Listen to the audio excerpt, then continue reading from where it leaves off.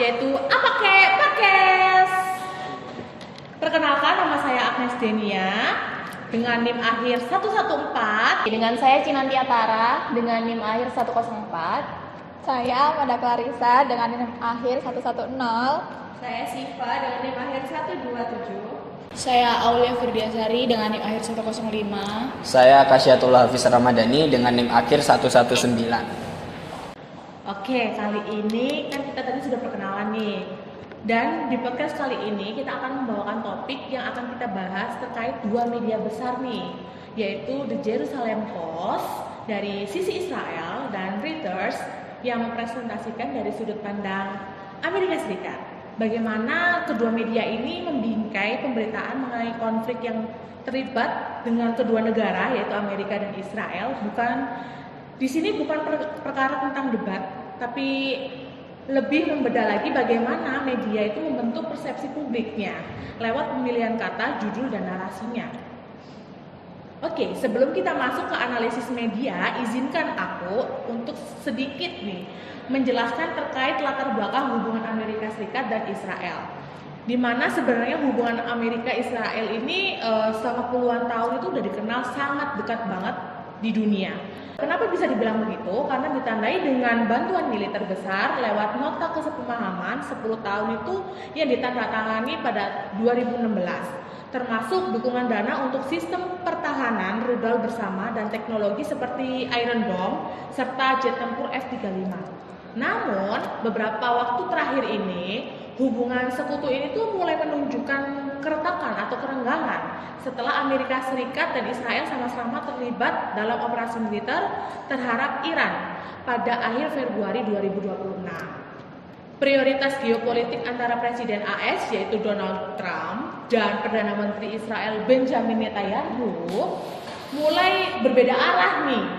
Trump mendorong penyelesaian damai dengan Iran demi stabilitas ekonomi global.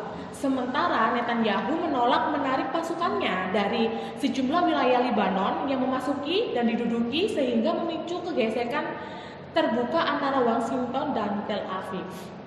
Ketegangan ini bahkan sempat ditunjukkan secara terbuka oleh Trump yang menyebut dukungan AS terhadap Israel ini sangat besar sehingga dari itu kebijakan Israel berpotensi mengganggu agenda diplomatik Washington yang seharusnya dihindari. Di sisi lain, citra Israel di mata dunia internasional juga dilaporkan semakin menurun, yang membuat posisinya itu semakin rentan terhadap tekanan internasional. Situasi inilah yang melatar belakangi framing pemberitaan dari kedua sisi lewat The Jerusalem Post dari sudut pandang Israel dengan kedekatan AS lewat Reuters menjadi penting untuk dibedah lebih dalam.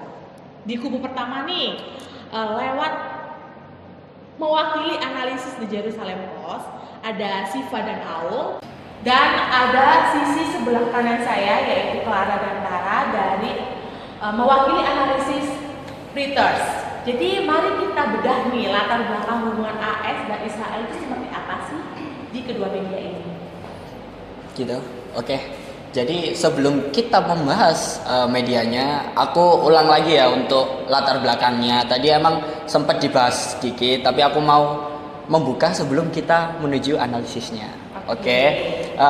Jadi kalau seperti yang dijelaskan oleh Agnes tadi itu hubungannya Amerika dengan Israel itu erat banget gitu, erat. Ya sudah erat sekali. Tapi akhir-akhir ini itu merenggang. Nah, sebenarnya merenggangnya ini sudah dimulai sejak eranya Obama. Kenapa? Karena di eranya Obama itu pemerintahnya Amerika ya saat itu Obama itu udah berani kayak memberikan kritikan terhadap kebijakan Israel. Jadi waktu itu Obama itu memberikan kritikan terkait isu Palestina. Nah, Israel itu kan juga ya adalah konflik dengan Palestina. Nah, sejak saat itu akhirnya itu muncul kekhawatiran nih AS sama Israel bakal terus jadi sekutu apa enggak iki, akhirnya kan Nah, terus kemudian ya itu tadi lanjut saja ya. Oke, dengan latar belakang yang sudah dijelaskan dari pihak Tulor dan sedikit informasi dari saya tadi, sekarang saya ingin memasuki analisis dari masing-masing kedua tim tersebut. Yang pertama dari tim pro Israel, yaitu di Jerusalem Post. Di sini ada Siva dan Aul. Dia adalah pro terhadap framing Israel, gitu ya kan. Siva dan Aul nih, saya ingin mengetahui headline apa sih yang kalian temukan dari di Jerusalem Post ini. Jadi headline yang kami soroti dalam berita di Jerusalem Post yang berjudul Israel is model away from Pentagon is key signal even if don't play by media analysis. Jadi dalam berita tersebut itu cenderung menempatkan Israel sebagai pihak yang bertindak demi keamanan nasional. Jadi pilihan diksi seperti defense, response, atau security operation sering muncul dibandingkan kata yang lebih netral seperti attack atau strikes. Nah, posisi kami di sini itu lebih ke pro terhadap argumen di media tersebut, karena dari media tersebut ini menulis dari sudut pandang yang dekat dengan kebijakan pemerintah Israel. Jadi framingnya itu cenderung defensif dan legitimatif terhadap tindakan negara tersebut, seperti itu. Oke, kalau itu tadi kan yang analisis terkait bagaimana yang ada di berita itu kan. Terus aku ingin menanyakan apa sih permasalahan utama gitu yang dijelaskan dalam pemberitaan tersebut gitu. Jadi ada 3 permasalahan utama, yaitu yang pertama ada netralitas, yang dimana porsi suara dari pihak yang dikritik Israel ini jarang ditampilkan setara. Dan yang kedua ada isu kontrol pemerintah, ada kedekatan historis antara media ini dan narasi resmi negara, sehingga independensi dari redaksionalnya itu patut dipertanyakan. Lalu yang ketiga ada relasi kedua negara, karena Israel dan AS tadi kan udah dijelasin mereka merupakan sekutu yang dekat. Betul. Jadi pemberitaan soal AS dalam konteks ini cenderung positif atau minim dikritik. Oke. Terus bagaimana soal propaganda? Mengenai propaganda ini, kami ini mengklasifikasikan dari ketiga jenis propaganda. Yang pertama ada white propaganda. Yang white propaganda ini informasinya itu benar atau jelas, konkret lah. Tapi dipilih untuk menonjolkan sisi positifnya aja dari Israel tersebut. Kemudian yang kedua ada grey propaganda, yaitu sumber tidak selalu jelas, framingnya itu ambigu, terutama soal motif tindakan militernya. Nah yang ketiga ada black propaganda, yaitu jarang ditemukan secara eksplisit, tapi muncul lewat narasi yang mendiskreditkan pihak lawan tanpa verifikasi penuh. Seperti itu. Oke, tadi itu kan terkait semua 3 jenis propaganda yang ada. Betul. Kalau di media dari Jerusalem Post sendiri itu lebih condong kemana sih propagandanya?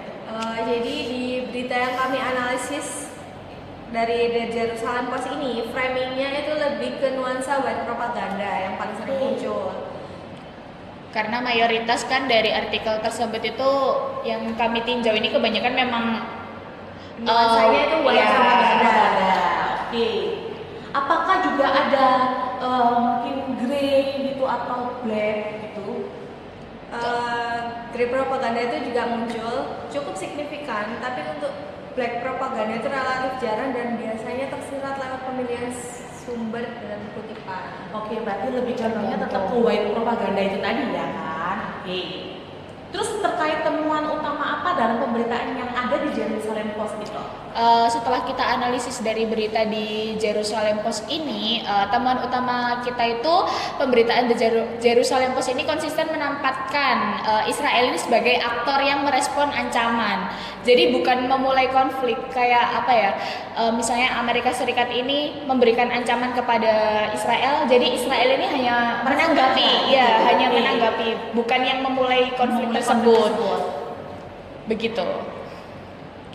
Jadi untuk sifat persnya itu cenderung partisan atau bukan dalam berarti arti negatif sepenuhnya ya, karena media ini itu transparan soal afiliasinya. Tapi hati-hati untuk para pembaca itu juga perlu menyadari bahwa berita ini tuh bukan sumber yang netral secara ideologis. Oke, berarti pembaca juga perlu tetap hati-hati ya kan, nggak menelan mentah-mentah gitu. Oke, terus terkait bias medianya bagaimana? Bias medianya sendiri ini kami temukan paling kuat ada di pemilihan kata kerja dan framingnya. Jadi korban atau pelaku ini pihak Israel ini jarang digambarkan sebagai pelaku aktif, lebih ke sebagai pihak yang merespon seperti yang saya bilang sebelumnya itu tadi. Oke. Terus terakhir nih soal judul yang biasanya sering kali diposting di media kalian itu seperti apa contohnya? Jadi judul-judul yang ada di berita di Jerusalem Post itu cenderung judulnya itu singkat, tegas, dan menonjolkan tentang keamanan nasional Israel sebagai justifikasi utama dari setiap tindakan yang diberitakan. Oke, kalau itu tadi kan terkait pemberitaan di Jerusalem Post. Saya ingin ke sebelah kanan saya nih dari tim Pro AS yaitu dari Media Reuters, ya kan? Di mana mereka ini pro terhadap framing yang lebih dekat dengan kebijakan Amerika Serikat. Nah, sekarang Giliana dan Clara nih dari sisi Reuters itu gimana sih headline-nya? Nah, sebelumnya aku mau ngomongin dulu soal judulnya. Jadi judulnya itu US-Iran deal may leave Netanyahu as biggest casualty gitu ya. Jadi headline dari Reuters ini cenderung lebih deskriptif dan berusaha terlihat netral. Memakai frasa seperti official say atau according to source. Tetapi pemilihan sumber tetap mempengaruhi arah framing tersebut gitu. Di sini posisi kami adalah pro terhadap argumen-argumen yang ada di Reuters. Meski mengklaim independen yang sebagai kantor berita global, tetapi memiliki kecenderungan framing yang sejalan dengan kepentingan diplomatik Amerika Serikat, terutama saat menyangkut sekutu dekatnya. Oke. Terus bagaimana permasalahan yang ada dalam pemberitaan tersebut? Nah, sama seperti tim sebelumnya, kami menyoroti netralitas, isu kontrol pemerintahan, dan relasi kedua negara tersebut. Tapi dengan temuan yang ternyata cukup mirip dan cukup banyak sekali dengan analisis tim pro-Israel tersebut. Reuters sendiri memang lebih sering menampilkan dua sisi narasi dibandingkan Jerusalem Post. Nah, tapi porsi dan penempatan kutipan tersebut tetap menunjukkan kecenderungan yang tertentu. Terus bagaimana terkait soal propaganda yang ada dalam pemberitaan dari Reuters itu? Soal propaganda ini kami menemukan 3. Yang pertama adalah white propaganda dominan yang dilaporkan faktual berbasis data dan pernyataan resmi. Yang kedua adalah grey propaganda, yaitu muncul saat Reuters ini mengutip pejabat anonim tanpa konteks motif sama politiknya. Oke, tadi kan dibicarakan sama Clara kan terkait 3 propaganda itu jelas ada gitu. Tapi di media ini cenderung mana gitu dari ketiga propaganda itu? Yang paling cenderung itu di white propaganda di Reutersnya. Justru karena lebih tinggi dibandingkan Jerusalem Post karena gaya penulisannya sendiri berbasis laporan faktual. Tapi kalau soal temuan utama hasilnya sama-sama banyak dengan tim sebelumnya gitu. Dan keduanya menunjukkan pola pembelaan implisit terhadap sekutu masing-masing tersebut. Hanya beda tingkat kehalusannya aja Dalam pemberitaannya. Ya. Oke. Terus bagaimana terkait sifat persnya di media tersebut? Dari sisi kami ya, Reuters ini bersifat lebih institusional dan formal dan berusaha menjaga jarak emosional dari isu. Tapi itu sendiri bisa dibentuk melalui bias netralitas yang dipaksakan. Menghindari pengambilan posisi tegas justru bisa mengabaikan konteks ketimpangan kekuatan antara pihak yang berkonflik itu. Nah, bias media sendiri paling sering terasa di pemilihan struktur kalimatnya. Pernyataan resmi AS dan sekutunya cenderung ditempatkan di awal artikel. Sementara reaksi pihak yang dikritik ditempatkan di paragraf belakang. Jadi secara psikologis ini mempengaruhi pembaca yang hanya membaca judul dan paragraf pembukanya aja. Oke. Terus terkait judul beritanya yang ada di pemberitaan media tersebut bagaimana? Judul dari Reuters sendiri ini cenderung memakai struktur X dan kata Y yang terlihat netral di permukaan, tetapi pemilihan siapa yang mengkutip sebagai X sudah menentukan arah framing dari keseluruhan berita tersebut. Mari sekarang kita adu argumen kali ya dari kedua media yang sudah kita adu argumen sedikit terkait analisis media mereka masing-masing. Bagaimana tanggapan Aul gitu tentang temuan-temuan yang Aul dapatkan dari analisis tersebut gitu? Dari temuan berita di Jerusalem Post ini aku sendiri sih setuju karena kebanyakan berita yang di Jerusalem Post ini tuh overlap atau tumpang tindih antar berita gitu loh. Jadi apa ya? Saya tuh ngerasa kalau Jerusalem Post ini lebih terbuka soal posisinya. Jadi sementara pihak Reuters ini tuh menyamarkan bias di balik klaim objektivitasnya. Jadi itu tuh justru lebih beresiko bagi pembaca yang menganggapnya sumber netral gitu. Oke, aku izin nyangka ya. Tapi justru karena Reuters begitu, jadi Reuters ini menampilkan dua sisinya. Pembaca punya bahan untuk membandingkan, dan Jerusalem Post ini nyaris tidak memberi ruang bagi pembaca untuk menarasikan tandingannya sama sekali gitu. Tapi izin sanggah juga, menurut aku itu wajar karena posisi editorialnya itu memang jelas dari awal. Jadi pembaca itu tahu apa yang mereka baca. Tapi pertanyaannya, apakah netralitas yang setengah-setengah ala Reuters ini lebih jujur atau justru lebih menyesatkan? Saya rasa dari kedua tersebut punya kelemahan yang berbeda. Nah, Jerusalem Post lebih lemah di keberimbangan sumbernya, dan di Reuters sendiri lebih lemah di penempatan dan struktur naratifnya. Tapi dari segi intent, keduanya tersebut tetap berfungsi melayani kepentingan sekutu masing-masing, hanya dengan teknik yang berbeda gitu. Oke, dari kalian ini menarik banget ya teman-teman sebenarnya. Jadi kedua media ini bukan menampilkan mana yang lebih jujur, tapi bagaimana teknik framing dari setiap media-media itu berbeda-beda gitu. Jadi tergantung framing yang mereka pakai, tapi meski begitu kan tujuannya tetap serupa gitu ya kan. Tergantung tanggapan dari setiap orang juga. Betul. Dan oke, itu kan dari analisis kalian. Nah, saya ingin menanyakan tuh kesimpulannya gimana tuh menurut kalian tentang kedua media ini? Kesimpulannya itu seperti apa sih? Kalau menurutku ya, kesimpulan dari media ini tuh kalau dari Reuters, dia framingnya itu berimbang. Jadi memberitakan baik dan benarnya ini berimbang.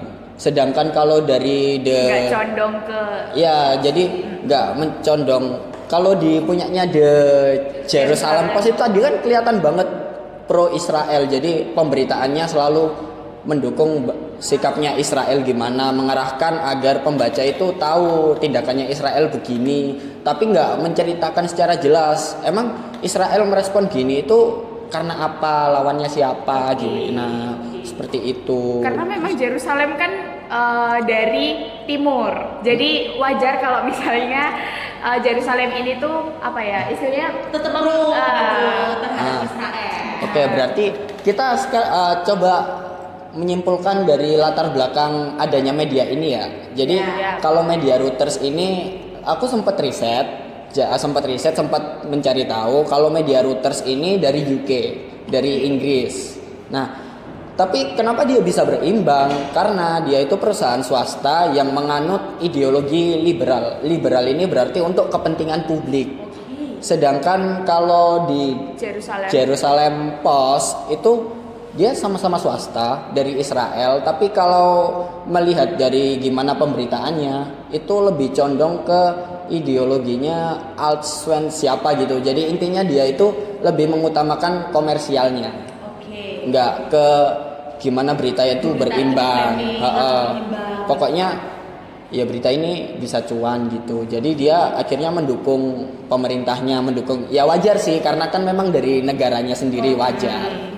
Oke, sekian dari podcast kami dari AKP Podcast. See you the next time. Video. Oh iya. Sekian hasil diskusi kami hari ini mengenai analisis konflik AS dan Israel. Terima kasih. Yeah. Sampai jumpa.